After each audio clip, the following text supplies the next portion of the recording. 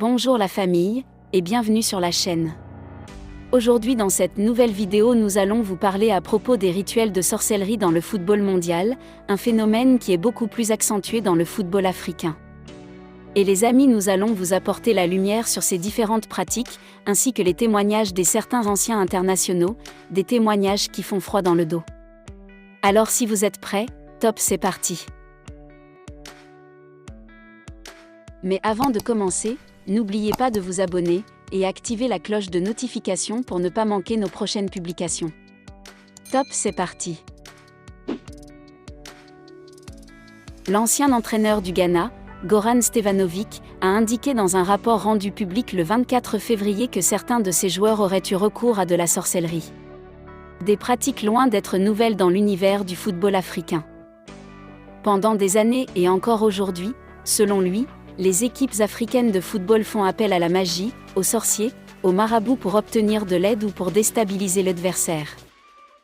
Dans un rapport rendu public le 24 février par la BBC, le technicien serbe a accusé certains de ses joueurs d'avoir eu recours à de telles pratiques, appelées également juju, lors de la dernière Coupe d'Afrique des Nations.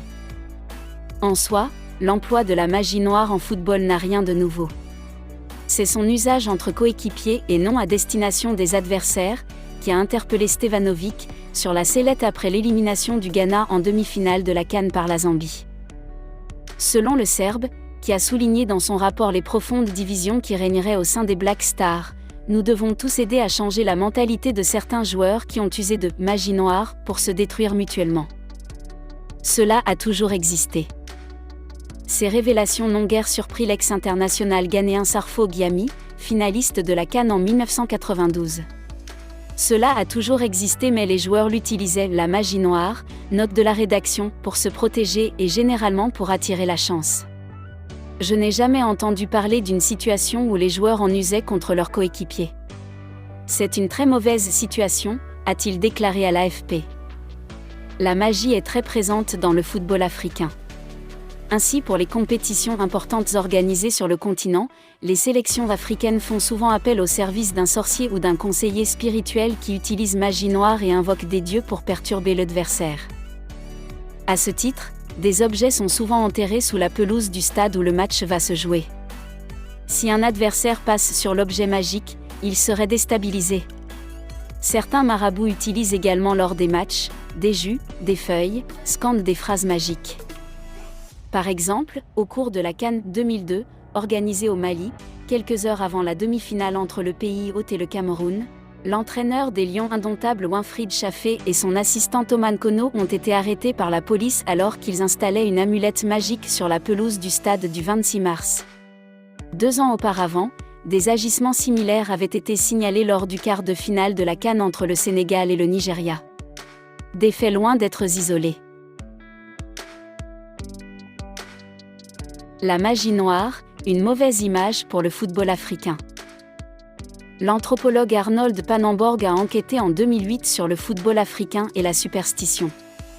Il a noté que la forme la plus forte de magie dans le football consiste à faire appel à Mamiwata, une divinité aquatique qui protège le gardien de but et empêche les ballons d'y pénétrer.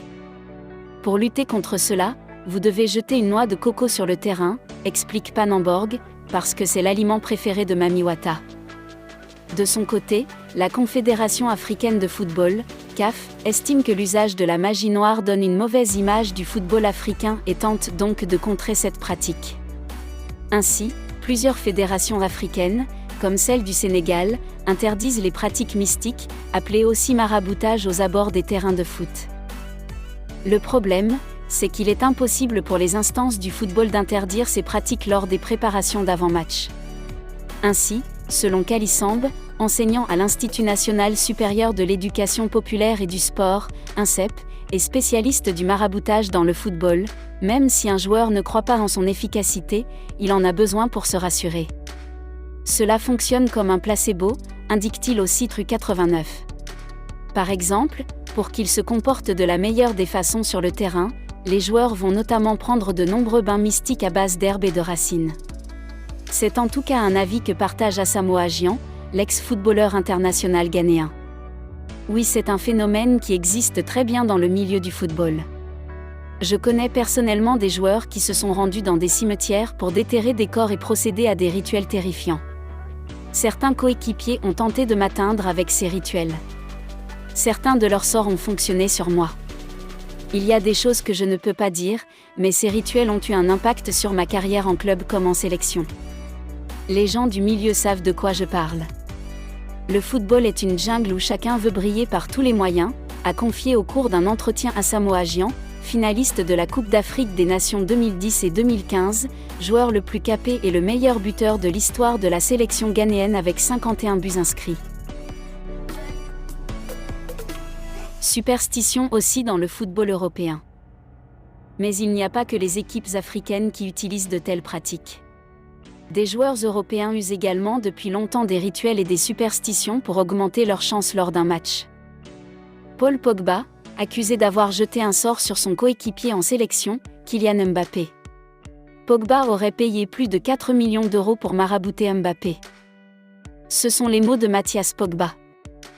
Dans ses vidéos, il s'en prend une nouvelle fois à son célèbre frère Paul, qu'il accuse entre autres d'être en lien avec des malfaiteurs, d'influencer les médias avec l'aide de son agente, Rafala Pimenta, ou encore l'accusant d'avoir traité un proche comme un esclave.